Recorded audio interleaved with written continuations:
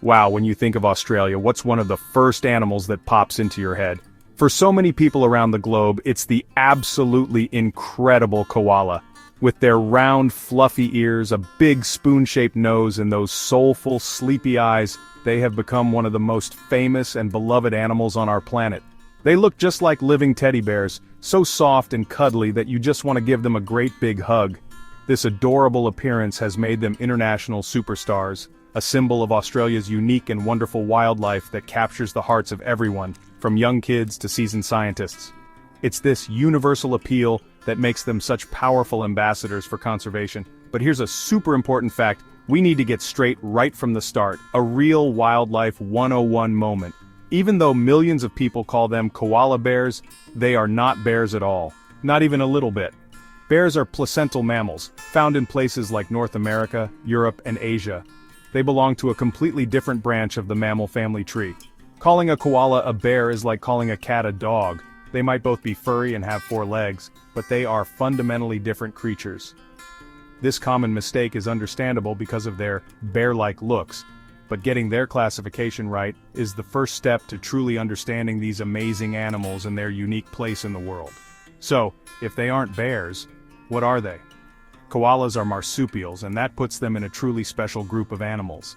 This is a class of mammals that is famous for its most distinctive feature, the pouch. We're going to dive deeper into what it means to be a marsupial a little later, but for now, just know that this is a key part of their identity. This group includes some of Australia's other famous residents like kangaroos and wombats. The koala's scientific name, Phascolarctos cinereus, actually means ash-gray pouched bear, so you can see how even scientists in the past were a little fooled by their appearance. It's a name that hints at both their look and their true nature. Understanding this distinction is more than just a fun trivia fact, it's crucial for appreciating the koala's incredible evolutionary journey. They have developed a lifestyle and a set of survival skills that are completely different from any bear on Earth. Their story is a tale of adaptation to a very specific and challenging environment, a story written in the leaves of the eucalyptus trees they call home. So as we get to know these remarkable creatures, let's leave the bear nickname behind and celebrate the koala for what it truly is. A one-of-a-kind Australian marsupial, a true original that is beyond compare and absolutely worth protecting with all our might. Let's get a closer look at this incredible animal. A koala is unmistakable. They are covered in thick, woolly fur that's usually a beautiful shade of gray, but it can sometimes have hints of brown. Their undersides, including their chests and the insides of their ears, are a creamy white, which provides some camouflage against the bright Australian sky when seen from below. And you can't miss that nose. It's large, black, leathery, and doesn't have any fur on it. This amazing nose is not just for looks. It plays a super important role in their survival, helping them sniff out the very best eucalyptus leaves to eat. Their round bodies and lack of a visible tail give them that stocky, teddy bear shape we all love so much. You won't find koalas just anywhere in Australia. They have a very specific address. They live in the eucalypt forests and woodlands along the eastern and southeastern coast of the continent, in the states of Queensland, New South Wales, Victoria, and South Australia. These forests, often called gum tree forests, are their entire world. A eucalypt forest is a magical place filled with the fresh medicinal scent of eucalyptus oil. The trees are tall and slender with bark that peels away in long ribbons and leaves that hang downwards, shimmering in the sunlight. This is the koala's grocery store, their bedroom, and their playground, all rolled into one. Their whole life is built around these special trees. As we mentioned, koalas are marsupials, and this is what makes them biologically fascinating. Being a marsupial means that their babies are born at a very early stage of development. They are tiny, blind, hairless, and look more like a little pink bean than a koala. This tiny newborn, called a joey, must then make a perilous journey from the birth canal all the way to its mother's pouch. Inside this warm, safe pouch, the joey latches onto a teat to drink milk and continues to grow and develop for several months. It's an amazing strategy for raising young, and it's a hallmark of the Australian animal kingdom. This pouch is nature's perfect incubator. The koala shares its marsupial heritage with a fantastic family of cousins. The most famous, of course, are the kangaroos and wallabies, known for their powerful hind legs and incredible jumping ability. Then you have the wombats, which are the koala's closest living relatives. Wombats are burrowing, ground-dwelling animals that look like small, furry tanks. Other marsupial relatives include the feisty Tasmanian devil, the gliding sugar gliders, and the shy bandicoots. All these animals share that common trait of having a pouch, showcasing the incredible diversity that evolved from this one branch of the mammal family, all adapting to the unique challenges of the Australian landscape. Koalas are masters of arboreal life, which is a fancy way of saying they are built for living in trees. They spend almost their entire lives high up in the branches of eucalyptus trees, a lifestyle that requires some serious specialized equipment. To get around, they have incredibly strong limbs. Their arms and legs are long and muscular, perfect for climbing, reaching for branches, and securely holding on, even when they're fast asleep. You'll rarely see a koala on the ground. They only come down to move to a new tree if it's too far to jump. The ground is a dangerous place for a koala, so their bodies are perfectly designed for a world high above it. Now let's talk about their hands and feet, or paws. They are truly amazing tools for climbing. Each front paw has 5 digits, and 2 of them act like thumbs. This gives them an extra strong grip, like a pair of pliers, allowing them to hold on to smooth, slippery eucalyptus bark with ease.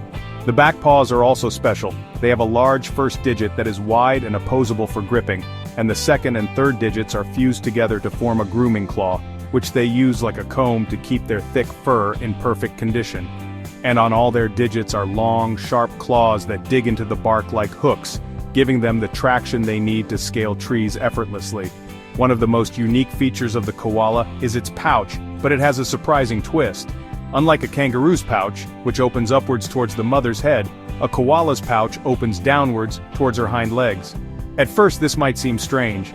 Wouldn't the baby fall out?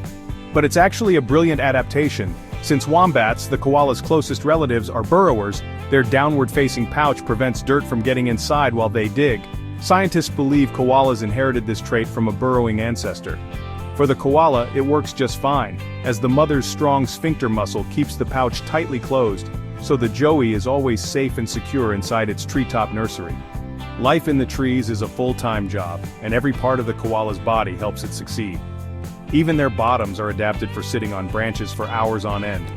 They have a cartilaginous pad at the base of their spine and reduced body fat which acts as a built-in cushion, providing support and comfort. This allows them to wedge themselves firmly into the fork of a branch and doze off without worrying about falling. From their gripping paws to their cushioned rear ends, koalas are a living, breathing testament to evolution, perfectly sculpted by nature for a life spent reaching for the sky in the Australian bush. The koala's diet is one of the most specialized in the entire animal kingdom. They are herbivores, but they are incredibly picky eaters. They almost exclusively eat the leaves of eucalyptus trees. While there are over 700 different species of eucalyptus in Australia, koalas will only eat the leaves from about 50 of them, and even then, they have their favorites within their local area. This extremely limited diet means that koalas can only live where their preferred food trees are found. They can't just move to any forest. It has to be the right kind of forest with the right kind of leaves, making them highly vulnerable to habitat loss. What's really incredible is that eucalyptus leaves are actually very tough to eat. For most animals, they are low in nutrition, and even worse, they are full of toxic compounds. Eucalyptus trees produce these toxins like tannins and phenolic compounds to protect themselves from being eaten by insects and other animals. These leaves are also very fibrous and hard to digest, meaning there's not a lot of energy to be gained from them. So how does the koala survive on a diet that would be poisonous and non-nutritious for almost any other creature on the planet? It's all thanks to some amazing internal adaptations. The koala has a secret weapon in its digestive system, a super long organ called a cecum. In koalas, the cecum can be up to 2 meters long. It's filled with special bacteria that are experts at breaking down the tough fibers in the eucalyptus leaves. More importantly, these microorganisms help to detoxify the poisonous chemicals, making the leaves safe for the koala to eat. This specialized digestive system allows the koala to extract every last bit of nutrition and water from its food source. It's a slow and complex process, which is a major reason why koalas have such a low-energy lifestyle. They are getting very little bang for their buck with each leafy meal. This low-energy diet directly explains one of the koala's most famous traits, its sleepiness. To conserve the small amount of energy they get from their food, koalas sleep or rest for up to 22 hours a day. That's more than almost any other animal. They are not lazy, they are just being incredibly efficient with their energy budget. Most of their waking hours, which usually happen at night, are spent eating. They need to eat a lot of leaves, up to 1 kilogram a day, to get enough nutrients to survive. So when you see a koala snoozing peacefully in a tree, you're watching a master of energy conservation at work. Unlike many animals that live in large family groups, koalas are mostly solitary creatures. Adult koalas live in their own home ranges, which are made up of several eucalyptus trees. These ranges can overlap, especially between males and females, but for the most part, koalas like to keep to themselves. They spend their days and nights moving between their favorite food trees, munching on leaves, and of course, sleeping. This solitary lifestyle means they don't have a pack or a herd to help protect them from danger, so they must rely on their own camouflage and their treetop homes to stay safe from predators. It's a quiet and independent existence high above the forest floor. Even though they live alone, koalas still need to communicate with each other, especially during the breeding season. And the way they do it might surprise you. Male koalas make a sound that you would never expect from such a cute-looking animal. It's a deep, loud, grunting bellow that can travel for long distances through the forest. This powerful call is used to attract females and to warn other males to stay out of their territory. Females can also make sounds, including softer grunts and squeaks, especially when they are distressed or communicating with their young. These vocalizations are a key part of their social structure, allowing them to find mates and establish boundaries without needing constant physical contact. The life of a baby koala, or joey, is a story of complete dependence on its mother. After its initial journey to the pouch, the joey spends about 6 to 7 months inside, drinking milk and growing. When it finally emerges, it's not ready to face the world alone. For the next several months, the joey will cling to its mother's back or belly, learning all the essential skills for survival.